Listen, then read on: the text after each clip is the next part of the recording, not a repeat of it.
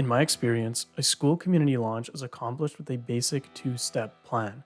That is, number one, a pre-launch, number two, the actual launch itself. That's it. There's no need to overcomplicate this process. Now let's dive into the specifics. When it comes to getting off on a good foot with your school community, I recommend having a pre-launch or private opening before your official public launch date. But what is a pre-launch exactly?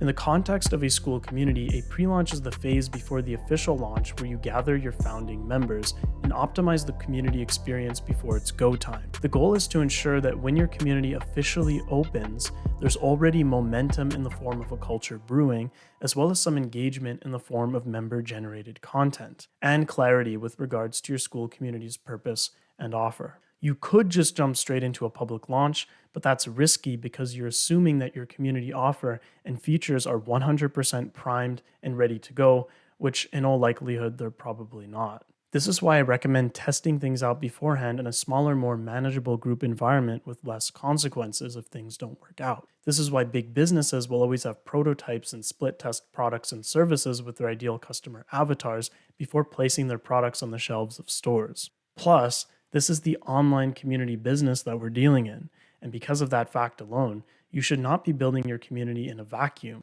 Build it with real-time feedback that comes from having a few dedicated members around. Therefore, the main objective of your school community's pre-launch is to test the member experience, namely the community offer and the onboarding process.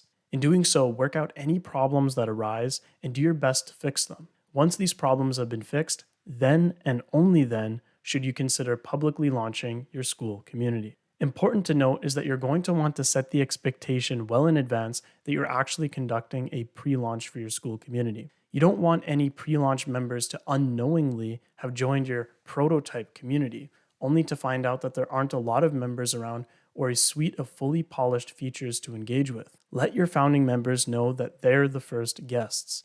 That way they'll understand why things aren't all up to speed and why many features may change during this pre-launch period. In terms of getting started, you don't need a fancy sales page or a large marketing campaign to set up your community's pre-launch. For example, when my client first started, all he had was a video announcing his idea for a school community, a few YouTube community posts reminding his audience about the community idea, and an occasional email keeping it top of mind for his subscribers. And each of these pieces of content included a call to action to apply as a founding member, which was enough to get the ball rolling for his pre-launch. How many members do you want in your pre-launch? In terms of how many members you're going to want to have in your community during its pre-launch phase, this isn't going to be a lot of people. My client Cal and I started with around 50 founding members. Now, you don't have to copy that exact founding member count. In fact, it's a little bit high.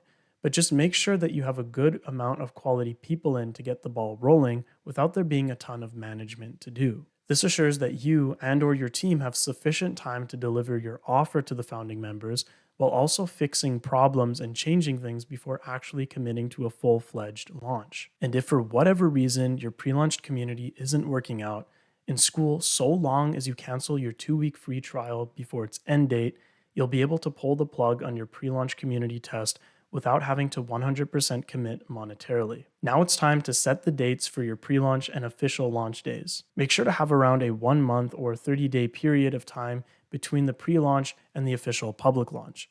For example, my client Cal and I held a pre-launch for his first school community on September 1st, 2023, and then officially opened the doors publicly to his audience around 3 to 4 weeks later. That said, if you need more than 30 days to test your community, feel free to extend your pre-launch testing phase. There's no shame in taking your time to run this experiment. To illustrate the importance of this, my client and I spent nearly 6 months building out an entire cohort-based community program just to observe how members would respond to the offer, navigate the roadmap, and engage with its various features. None of these experimental members paid either. They all joined this for free for 6 months.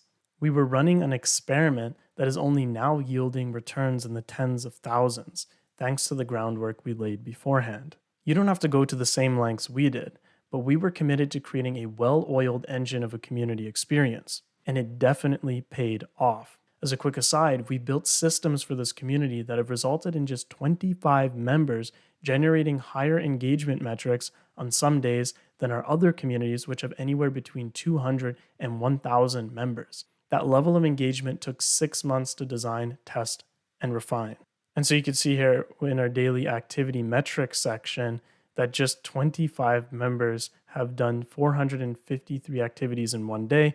And just to put things into perspective, a healthy community operates at 200 activities a day. And we're talking a community that has hundreds of people. This has just 25 people. So it's quite amazing, the system that we've built out in this particular community. Of course, this is an extreme example. You don't need to spend 6 months pre-launching and testing your community. But if you have multiple elements to experiment with that require time and data to validate, it may be wise to add another week or month to your testing phase. Now, how do you get the right people to join? Obviously, it's important that the founding members in your pre-launch are the right fits for it. You can, of course, qualify good fits through your messaging and marketing material, but if you want to be sure that you're onboarding the best fits for your Skool community's pre-launch, you might consider making use of an application form. In fact, this is the tool that my client made use of when vetting for good fits for his first Skool community's pre-launch. Now, what does the application do? It prevents poor fits.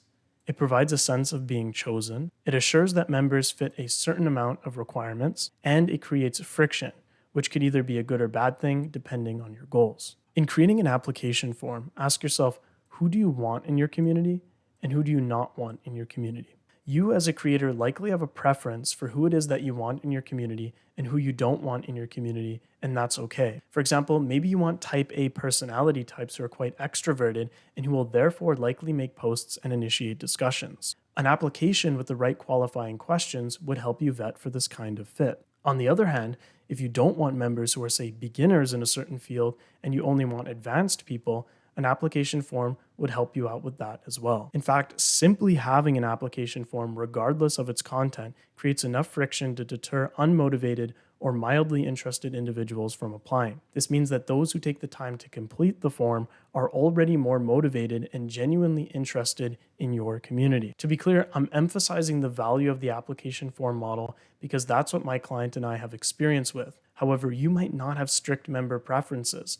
Your offer itself might act as a qualifier, or you may prefer a frictionless pre-onboarding process. That's entirely up to you. Now that you've set up an application form or chosen not to, successfully filtered for the right members during your pre-launch, and completed a successful testing phase, it's time for the official public launch of your Skool community.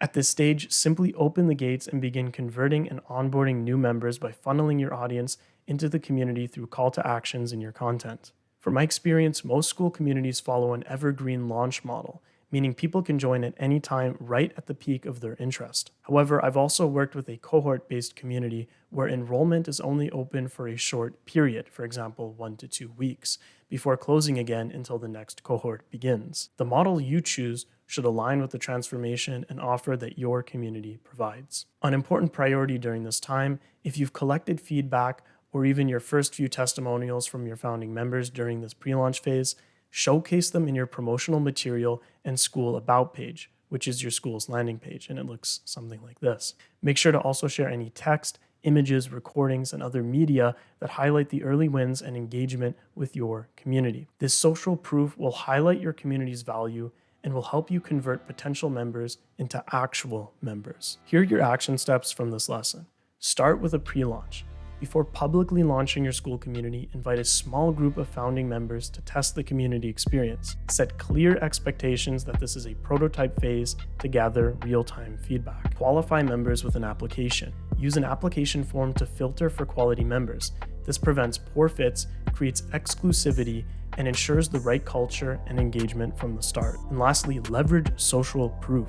Collect testimonials and success stories from pre-launch members and showcase them in your marketing materials and Skool community landing page to boost credibility and in turn, conversions.